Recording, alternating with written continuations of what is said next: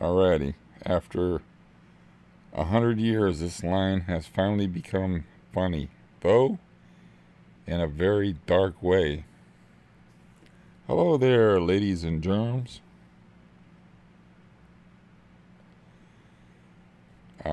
The totals as of 7:30 a.m. in Ohio are 169 confirmed cases. We had our first death 2 days ago, second death today, or I guess it would be today, early in the morning, after midnight, and Stark County was holding at 3 cases for like a really long time, and now it's doubled. We have 6 cases, though I haven't looked it up specifically. I looked it up yesterday. It was 6 cases. Who knows what it is today? So shit be blowing up here. For me personally, the irony of my life just keeps compounding from my point of view, is because first of all, I go to a psychiatric unit in January of 2018, specifically to avoid cold turkey withdrawal because sort of a psychic breakup where my mind went wonky because long-standing relationship crumbled. So I go to a psych unit because I'm like, well, I used up all my Xanax like an idiot. I'm not going to be able to get any more. I got cold turkey withdrawal or a psych unit. Taking a psych unit. So I go to the psych unit and I'm like, oh, I'm already in with cold turkey in the psych unit. I'm like, just give me my fucking pill. I'm sitting through all the interview process and the questionnaires and all the questions they ask you, and all I'm thinking is pill, please, pill. So they finally give me my pill, and after a couple of days, it takes a while for me anyway. That was my experience. Finally start to feel a little bit better. The bed they give, it's like a prison cell. I mean, they changed psych units from the last time I was in a psych unit, and I covered this way back when it happened. But I was like, it was like a prison cell. There's nothing in the room but a bed and a bathroom. That's it.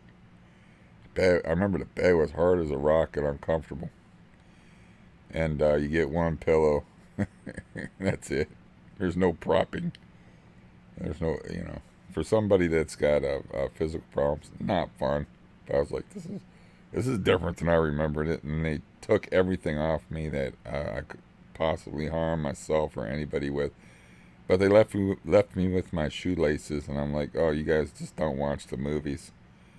You actually took the drawstring out of my hoodie, but you didn't take my shoelaces out of my shoes. It's like shoelaces are a much better garrote than a hoodie string. I can do a lot more damage with a shoelace. Choking somebody, killing them if I wanted to. So that didn't make no sense. I thought that was stupid. And then there was like security guards walking all over the place like a prison. Because I hadn't been in a psych unit forever. I was only in a psych unit then because I was thinking about going because I decided that, well, if I can get people to see how I have to live on a daily basis all shirtless and see my ugly ass legs and feet and all that, maybe I can get some medical help. But the main reason, of course, is cold turkey withdrawal off of Xanax. It isn't exactly a day at the beach. It's terrifying. Like I had that heroin guy tell me, it's like, yeah, I rob people or beat people up for heroin, but I might kill somebody if I had to go through Xanax withdrawal. The heroin addict outside the dentist office told me. He's like, man, don't fuck with that Xanax shit. When I mentioned I took Xanax to help make my dentist appointment easier, and he was all tatted up and looked the part. Looked like a junkie from Central Casting, but he's like, man, don't fuck with that Xanax shit. He said, like, man, it's like It was in the I think he actually said $300 a day heroin habit. I know nothing about these things, but that's like how the fuck do you afford that? There's like I don't know, 365 days a year. If you do the math, you have to be Bill Gates to be a heroin addict at those prices. But that shit was running through my head. But anyways, he would said he would rob for heroin, but he would kill for Xanax if it came down to the withdrawals. So I went into the psych unit, and that's where the irony started with me, is because like going to the psych unit to avoid cold turkey withdrawal. I get out of the psych unit. My script is actually due. I actually call from the psych unit, and I'm like, I just wanted to know, if my script was ready yet before I go home, because I'm going home like in the same day. I said I don't want no more of that cold turkey shit. Not good. So they fuck up my script for over 2 days, but I went through 2 days worth of withdrawal after avoiding withdrawal by going into a psychiatric unit that was like a prison, where there was people walking around, big ass people walking around with like, it almost looked like body armor, but I mean it looked like a prison situation. Very weird experience. And that's of course when they put the fall risk band on my wrist, and then took away my cane, because it's my first joke I told amongst the prison I mean the psych population was, yeah, they took my cane. They must have been afraid that I was going to beat you guys to death with it or something, you know. And yeah, not a good joke to tell in a psych unit. I thought it was funny. I didn't have a cane to beat him to death with, so but I forget that people don't know me and that I'm large. I I'm not large by today's standards. I'm 6'1", 180, closer to 175 these days. But back in the day, was large in when I got my growth in the late 70s, early 80s. Anyways, that didn't work out too good. That was a bad joke. I thought it was a good joke, but nobody else liked it. But I thought that, again, ironic. Irony follows me around. It says fall risk on my band. They take away my cane. And then they also insist that I walk to get my meals. They won't bring my meals to me because it's unhealthy for me to stay in my room. It's much healthier for me to stagger, and it's a long way from my room to the cafeteria. It's much healthier for me to stagger through a crowded hallway and go and pick up my dinner tray, because they want everybody to eat in this common room. So I was like, fuck you. I ain't eating in no common room if you're going to make me walk to it. I walked all the way and would get my tray, and I'd walk all the way back to my room and eat by myself as a big fuck you to them. Because I walk twice as far, and if I spill that tray, I ain't cleaning that shit up. I never spilled my tray. But I couldn't believe that. So that's like the first ironic thing that kind of happened. And the second ironic thing is like, when my script got dropped 50%, I was like, man, I can't trust this fucking doctor. I got to get off of this shit. And I was wanting to get off of it before that, but I wanted to do it on my terms, but I didn't get to do it on my terms. So the next ironic thing has happened is actually trying to quit Xanax, one of the most difficult withdrawals imaginable, benzodiazepine withdrawal. And my house and neighborhood turns into an episode of Breaking Bad. I actually have a meth operation going across the street. They're using and selling out of my building, and they're cooking it across the street. Can't make that shit up. And so, I actually have a video that says drug houses are bad for withdrawal, I believe is the title to it, that I made in June. And I'm like, I really don't know what, I think it's heroin. I don't know what they're selling. I thought meth, the place would be like a madhouse, but because I guess it's criminal activity. There was just a lot of people walking around outside and shit.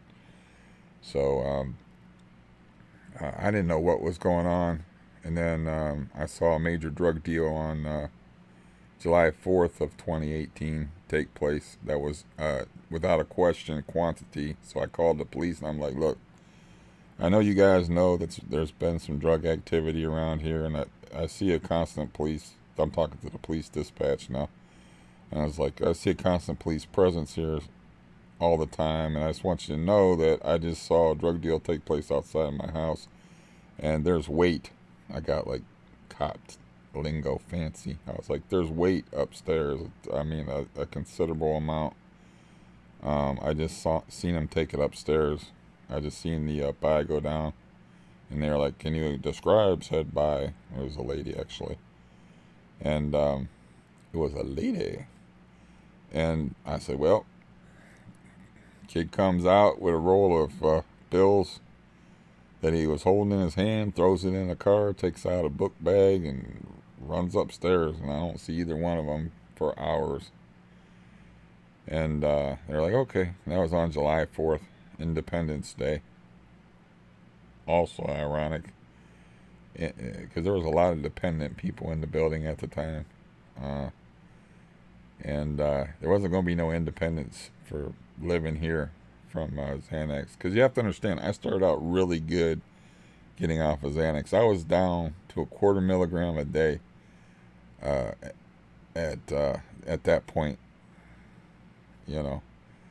I mean, I was down to a 1/4 milligram a day, like in April, and I was suffering, but I was surviving.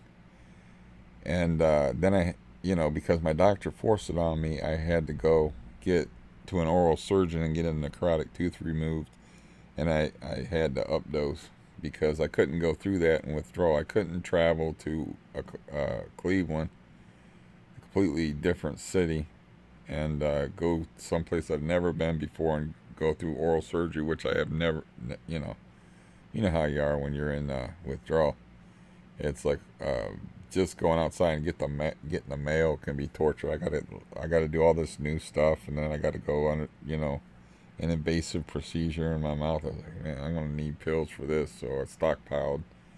I tapered real fast and I stockpiled the pills and kindled myself, and then I had a lot of fun in May of 2018. So anyways, there's just irony all over the place in my story. But this latest thing with the coronavirus is really crazy, because you have to understand, I've been under quarantine because I can't walk, and because of I'm a tobacco addict, so I don't really want to encounter anybody in this building, because I don't like anybody in this building, but they all smoke. So I can't be smoking. I've had one cigarette since September 13th, or September 17th, when I got out of the hospital from being cardioverted. I'm like, no more with the smoking. And I made an exception because I had 5 teeth pulled that day, and there was the war vet was sitting on the porch, and I bummed a cigarette, and I wanted to find out if he was working anyway. You're not supposed to smoke after having one tooth, but I just stuck my finger in my mouth, and I held the gauze down, and I smoked like all crazy, like this, you know. And even the war vet, the guy that smashes his elbows on concrete pillars and stuff, was like, "Are you sure you should be smoking?" And I'm like, "I don't give a fuck right now." I'm more like, "I don't give a fuck right now." And anyways, so I've been under quarantine in this place and just more or less staying in my room because I can't walk. And I just want to get out of here. I was just waiting to pile up the money, because I would have already had the money to move out of here, and I already would have been out of here. But I was like, I'm going to have to leave everything here. I'm going to need a lot of money by poor people's standards. So I was like, well, the Browns are hot. I know how to flip cards. I was really good at that. I actually made $220 odd. I think it was $226. I netted off a one card deal. So I was really good at that.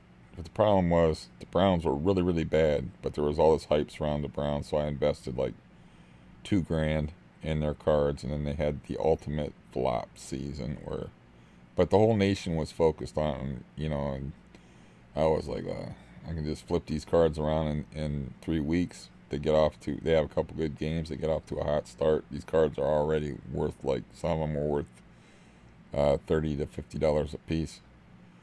And, I'll make some money and I'm going to get out of here. This is way back in September.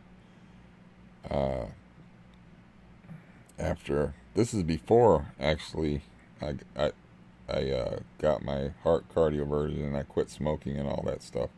I was amassing these cards to sell, which of course I still have because the Browns season was a disaster. So it was almost, in a sense, like a irony in there, because the opposite happened of what everybody in the world was predicting was going to happen. Uh, you know, Everybody was actually predicting that you're looking at a playoff team, and everybody had high hopes. And Baker Mayfield was almost a Rookie of the Year candidate. I think he finished second the year before, and he had a flop season. Anyways, so I'm stuck here. I'm stuck in this room, and I can barely walk. And I just started like walking around and going outside and stuff. But I've been more or less quarantined in my bedroom, in this room. I don't really go anywhere. And I finally, after the football card fiasco, save up enough money to move. I have a guy that's going to help me move. We actually find a place, and the coronavirus shuts everything down in Ohio. And I don't know even if it's a good idea for me to move right now. Because if I catch that shit, like I had some heart stuff going on yesterday. If I catch that stuff and it's a respiratory thing and it gets in your lungs, and I got the heart thing, heart and lungs work together, like I was saying. So I was thinking, like, I was having some bad thoughts yesterday. I was like, if I go to the hospital, I might never come out. Because this stuff's, like, in 28 counties now, all over Ohio. It's like, this time I might not get out of the hospital if I get admitted into the hospital. So, got to be very careful of my heart. So I was having gloomy thoughts about that yesterday. But it's like everybody's under like a kind of a quarantine now. It's like, now you know how I feel, Ohio and world. Because this is how my life has been for months and months and months and months. Is like a basic kind of quarantine. Because I couldn't walk, I couldn't get outside, I couldn't sit on the porch and not have to interact with people that I have major grudges and issues with, or that are unhinged and potentially violent, and the type of people that will knock on your. This happened, knocked on my window at 4 a.m. and woke me up because my light was on. And he's like, I knew you wasn't sleeping because your light was on. And I'm like, dude, I fall asleep watching TV and with my light on all the time. It's just a little dim light. He goes, yeah, but you're awake. And I guess he had a good night and he wanted to celebrate his good night with somebody. And he was high, of course. And I was like, oh, what the fuck ever. I can get some cigarettes. And sat on the porch with him and smoked at like 4 a.m. But he actually knocked on my bedroom window. That was why, like I said, quarantine from people in the building, quarantine from smoking, can't walk. So it was a real pleasure for me to get out, like, before the building woke up, and to go out walking, and then to find out that I was improving in walking and stuff. But yeah, that's really ironic. It's like I finally can get out of here, and then the coronavirus hits. I finally got somebody to help me in my wounded mind state from living in this fucking madhouse. And it's like, nope, probably not going to happen now. Because the state is just like shut down. We had double cases in 2 days. 76 to 169. That's over double. And we've had 2 deaths. Of course, one of them was a 76-year-old guy. I didn't hear the latest on the other guy. But I posted that information. That was a very fresh article where it broke down what I've been saying all along. It's like, mellow the fuck out, healthy people. Okay? It's mellow out. This isn't the bubonic plague. Mellow out. There's even, like, in the articles I was looking at before I got on here, to inform you, the public, because I do care about the veracity and accuracy of the information that I put on the internet. But there's actually a nurse. It said, I didn't click on the video, but it said, a video of nurse who gives tearful plea to stop panic buying. And I'm like, please stop with the panic buying. Okay, it's making it hard for me to shop, so please stop that. But that article that I put a link to in yesterday's video and stuff, it breaks it down like, you if you're healthy, you're gonna get sick, you're gonna get better. Okay? If you're not healthy, then you got, like, you're a smoker under 50 or a smoker over 50. You got COPD. You already got a problem with your lungs, like asthma. You got underlying health conditions, or you're old. Yeah, okay, be afraid. But the rest of you motherfuckers, and I'm angry at you healthy people. Mellow the fuck out. Use some common sense. Do some research. Okay, read that article that I posted. I don't know, maybe 14 to 20 people will be listening to this. It's not, it doesn't matter. I understand people are going to click on my video, see my ugly mug, and see that I'm shirtless and looking like a lazy bastard and talking slow, and be like, I'd rather watch somebody, like, listen to a song and react to it. Listen to somebody else's work and then, like, glom off of their work, and then they monetize it. And I was like, I'm watching this, I'm always slow picking up on these things, but I'm like, this is a thing? Like, people reacting to TV shows, watching a TV show so you can see their faces, so you feel like you're not alone, like listening to music or watching TV or something. Are people like this alienated and alone, or this desperate for company, or what is, I don't understand it. Okay. It was kind of funny seeing a really, I assume my few viewers are older folks. Why would a younger person want to listen to some old fogey like me? But anyways,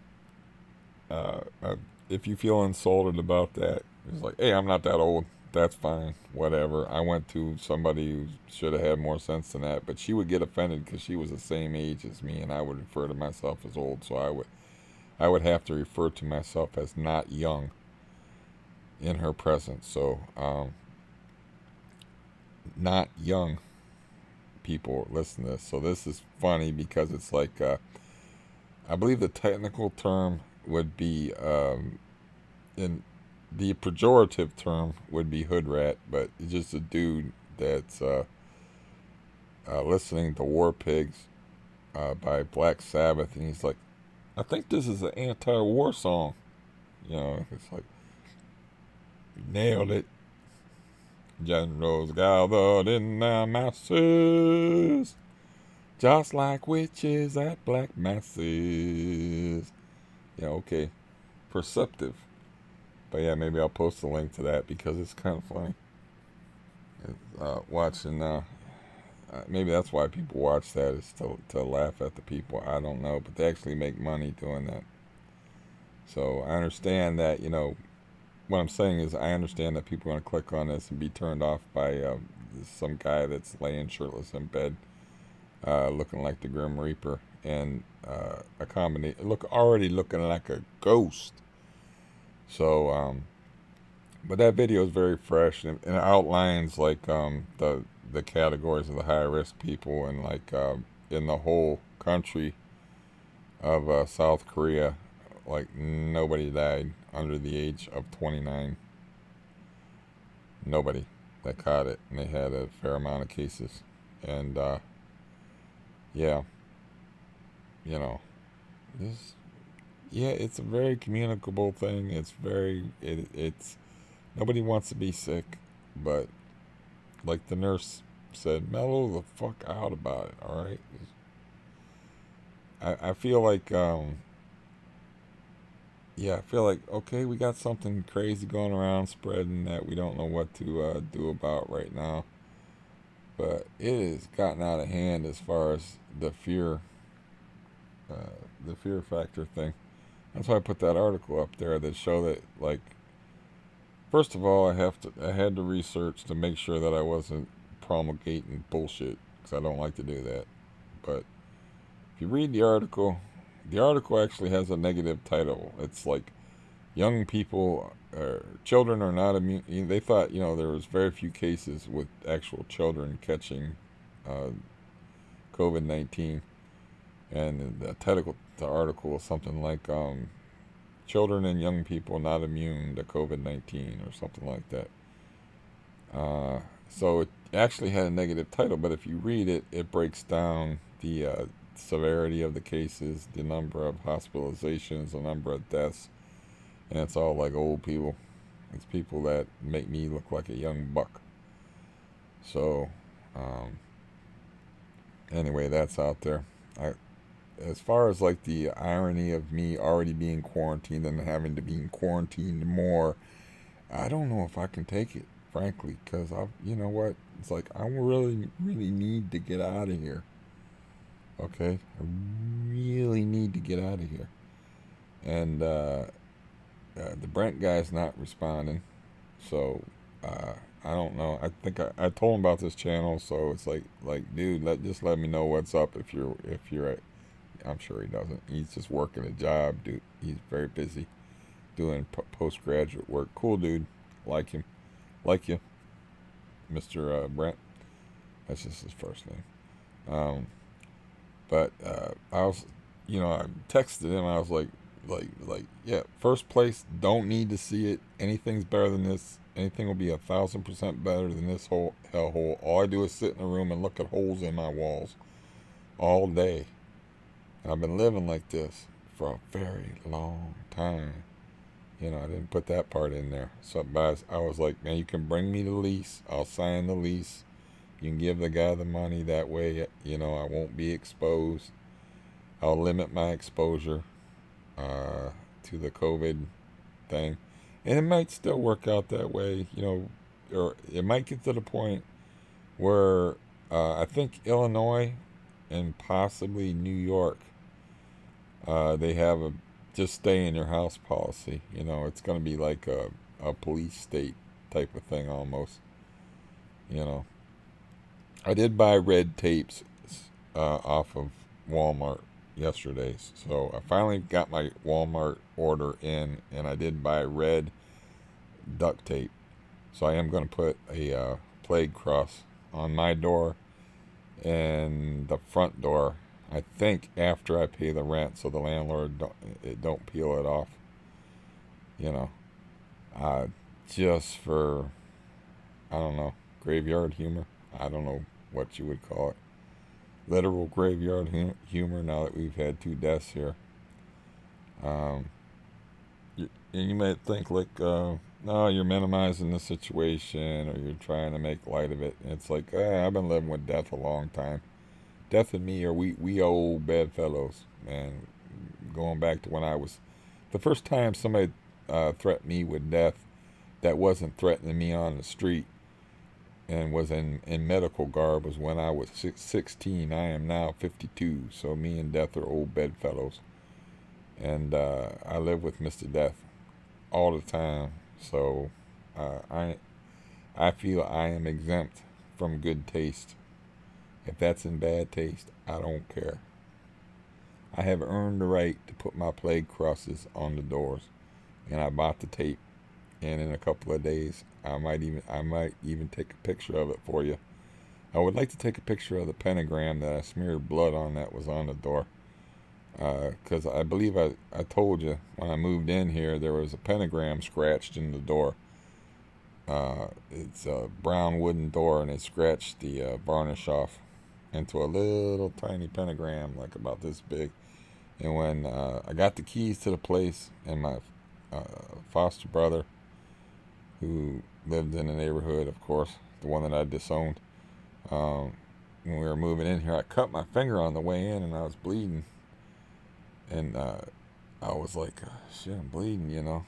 And then I was going into my place for the first time, and I'm like, you know what, foster brother, place name here.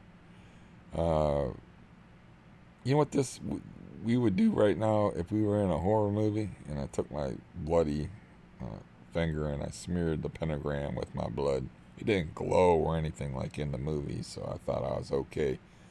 But yeah, in retrospect, this has been a hellish nightmare after I entered that door with the bloody pentagram on it. And things just got curiouser and weirder and more ironic. And now we're at the height of irony right now. Somebody that's already been quarantined for and in lockdown for about 18 months has a chance to escape his lockdown, move to a different place, sit outside in a lawn chair, and allow the blessed rays of the sun to caress their skin and perhaps process vitamin D. I've been waiting to process some vitamin D, man. I'm gonna process the hell out of some vitamin D someday, and strengthen my nails, which I broke my guitar playing thumbnail yesterday, opening a bag of freaking cheese slices. So I've been waiting. That's the ultimate irony to me. Is like, all right, I'm already under quarantine, and they're gonna quarantine this state pretty soon, and I'm gonna be stuck in my little purgatory here in this building in Massillon, Ohio, and not get to move after working. You know how hard it is to save up almost $4,000 when you get $12.48 to live on in disability payments. You know how hard that is and how long that takes. I started from zero because I busted out on the football cards fiasco. So I started from zero because my plan was to flip all them cards and come up with a few $1,000s, and then I was supposed to be out of here way back in October before I lost 5 teeth in one day. You know, I was supposed to be gone. But then, of course, I had the cardioversion, and the Browns sucked ass, and I lost all my money gambling, because it is a form of gambling. Though it's a very safe form of gambling ordinarily. But got all my money ready to get out of this place. Can't get out of this place. That is, you cannot write that shit. I be spitting some hot fire at you. You cannot write that stuff, man. You know, you go into a psych unit to avoid cold turkey, and they throw you in cold turkey when you get out of there just because they don't give you your script on time for days. And then you're doing good on your taper and you're way down on your Xanax, and all of a sudden, man, Walter White shows up at your fucking door and lives in your house. Okay? And nice person moves upstairs, but no, they let their brother live there, who happens to be an alcoholic, PTSD, crazy in the head, violent tendency, pocket-sized psychopath who knocks on your window at 4 a.m. just because the light was on. He's like a damn moth in the moth joke. Why did I show up? Because the light was on. And then you're quarantined for 18 months, and a highly communicable disease born in Wuhan, China, shows up at your doorstep and say, no, you ain't getting out of your place. You staying. This is your home. And you're going to have to give that guy you hate even more money. And I'm going to lick every dollar bill and put it in an envelope. No, I'm not going to do that. I thought about answering the door and like coughing on him or something. Oh, I'm sorry, I didn't mean to sneeze on you. I ain't been feeling very well lately, you know. I just haven't been feeling very well, man. Yeah, sorry about that. No, I don't do shit like that. Um, if I'm gonna do something to you, it will probably be punch you in your fucking face. It wouldn't be like no crazy. Or did like psychological warfare with the guy that sprayed me with the bug poison. Cause I had one family member who took the side of the guy who sprayed me with bug poison because that's the kind of familial support that I have. Uh, but um, yeah, people were always telling me you could sue that guy, and I'm like, yeah, I had him dead to rights. I actually had my cop friend say, well, you don't need anything else but what you got written down, you know, in this text message, because the fact that he admitted it's an admission of guilt to agree to pay somebody money, and you know he was gonna pay me money, $500, but I had to sign a paper. So he admitted that he sprayed me with poison, and I had him dead to rights if I wanted to drag his ass into civil court. So people were telling me to sue him, and I'm like, no, no, no. I ain't put myself through that, but I'm going to put him through that. So, you know, I had like a total thing going on where I was like taking it out. I call it taking it out of his mental hide. I'm not torturing myself going through some civil case for a few dollars. You know, at the time, I thought, at the time that happened, I wasn't poor. The Browns fiasco hadn't happened. I didn't understand how deep things and crazy things was going to get with the war vet upstairs. I didn't, it was a different time back in the summer of actually it was the spring of 2019 in May when that happened. So things were completely different, and that's why this is really, that expression, man plans, God laughs. That expression is made for this place because, like, my plans kept changing all the time. It's like, oh, I'm gonna, withdraw. Nope, can't withdraw here. I'm gonna save up my money and get out of here. No, can't do that. The Browns are getting national attention. All I gotta do is wait for 3 games. If they start out even 2-1, I can dump all these cards at a profit. The hype around them is crazy. And nope, they get blown out 41-13 in their first game. And yeah, so and then I make plans, save up money, and I mean, you gotta suffer when you get $12.48 a month. You're talking about deprivation. You're talking about, eating food you don't like. You're not spending any money at all. You're using razors. Since I bought fresh razors, like I talked about since then, but using razors until you're scraping the hair off your chinny chin. You're not really shaving. You can feel them pulling. You're yanking them suckers out. Your razor blade turns into a pair of tweezers. And you can feel that shit, And then I even had like a razor blade sharpener, and I would just keep trying to sharpen these, razor cartridges on it. So it's all very funny if you look at it from the outside. The mental and physical and emotional torture that's been going on here, because there's funny aspects to it. It's just funny to be stuck in a room quarantined and then have a world pandemic inconvenience you when you can finally get out of your situation. I ain't boo-hoo-hooing over that, man. I've had CRPS for 33 years. I don't boo-hoo-hoo.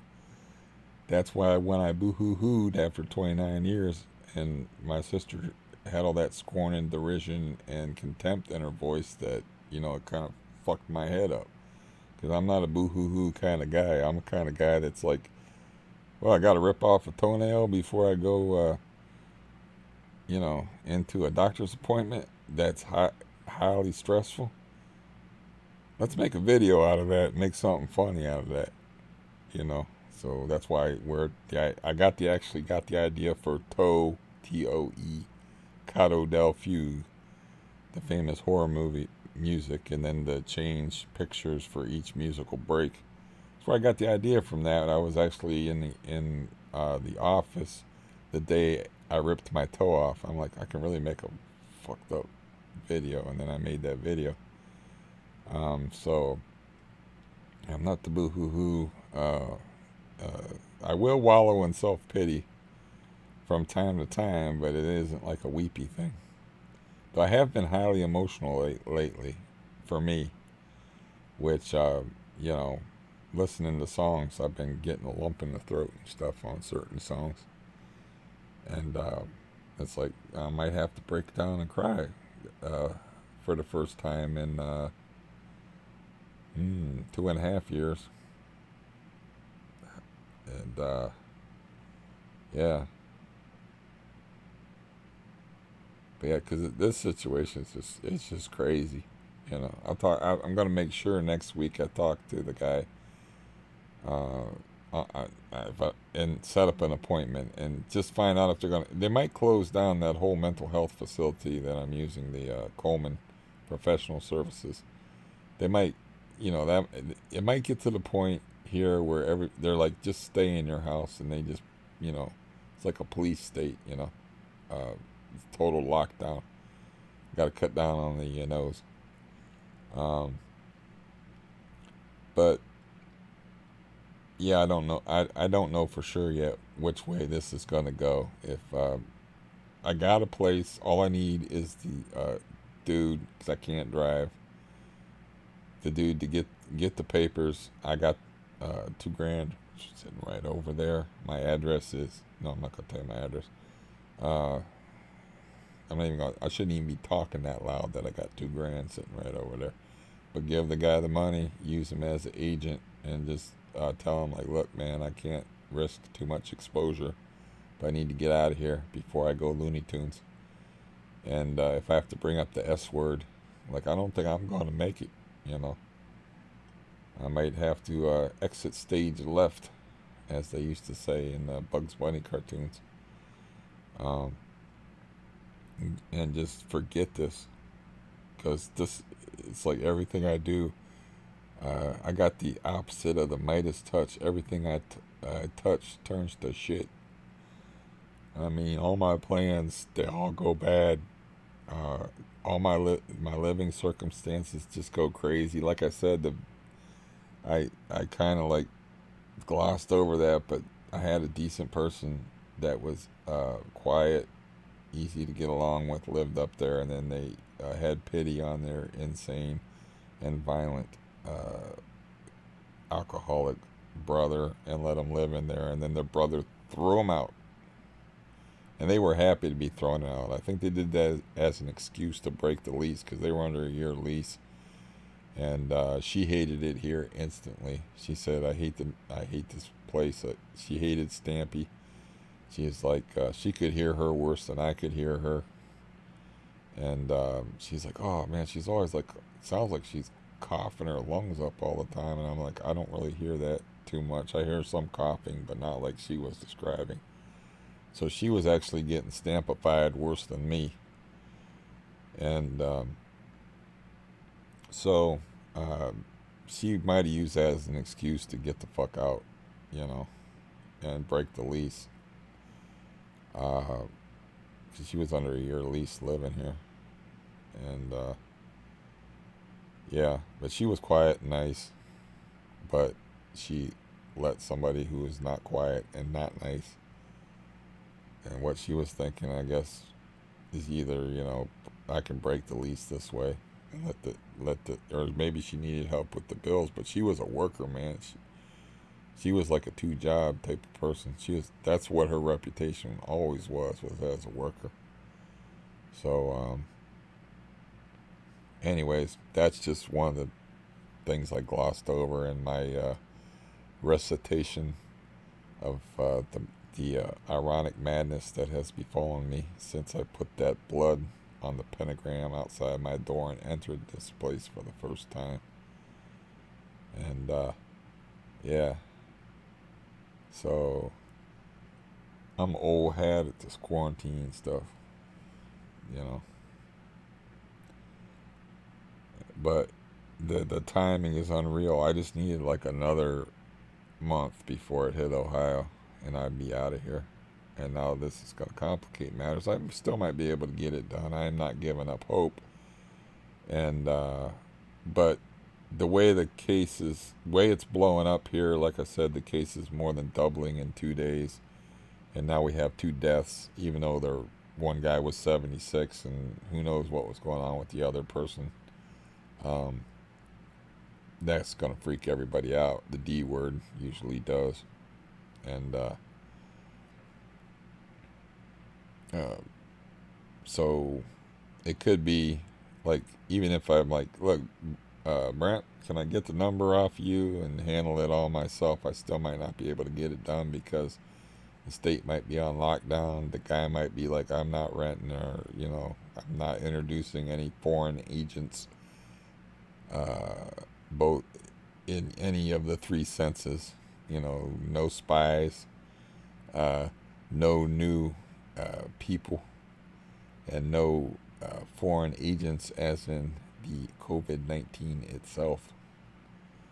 I don't know how strong this cup of coffee is, but I have a feeling I made this coffee a little strong this morning, because I'd be full of piss and vinegar, as my dad used to say. But I have a quick thought that it's just ridiculous, but I am obligated to share my ridiculousness with my few loyal followers out there. But they have these reaction videos to the music that I grew up to, that are mostly people that have listened to hip-hop and are unfamiliar with Led Zeppelin, so they claim. I know the one guy was definitely unfamiliar with War Pigs, because nobody wants to look like an idiot and listen to War Pigs and say, I think this is an anti-war song. I don't think anybody wants to look stupid, and maybe he's looking stupid for fun and profit. I don't know. But, I don't mind looking a fool, but I don't like looking stupid. So,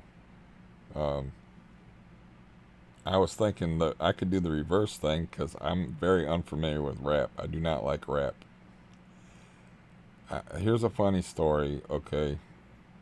I don't know if I already talked about this. I watched an Eminem documentary. Eminem got put into a coma because he went to a bad school with a bully in it who bashed him in the head with either a brick or a rock, I'm not sure which, and put him into a coma, and he had to like relearn how to do everything, like tie his shoes and stuff. Guy had a really hard life, so I was talking about that, and the guy's life was so hard, his mama and his grandmama sued him to try to get some of his money once he got famous. When your mama and your grandmama sue you to try to get your money, you got bad family, okay? I assume that he's not, he would help them out, but they want the big slice of the pie. They don't want the little slices of the pie that he was handing out. But anyways, the dude that put him in the coma sued him, and the judge delivered, you can look this up, the judge delivered her verdict in the form of a rap song. Maybe to make this entertaining, I will make this a 2-part thing and rap it to you.